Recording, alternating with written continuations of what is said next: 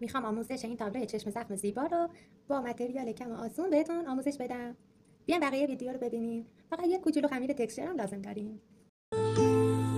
تیمند چقدر قشنگی واسم، همونی که میخواستم. ببین چطور نشسته عطرت روی لباسم. تو ماه قلبمی، پشت و پناهمی.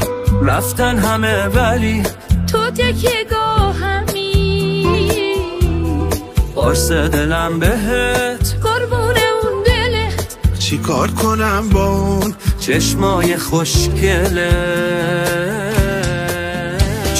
ای دلبر خوش قلب من، هم نفسی هم قلب من. تو قند شیرین منی، قربون اون خندت برم.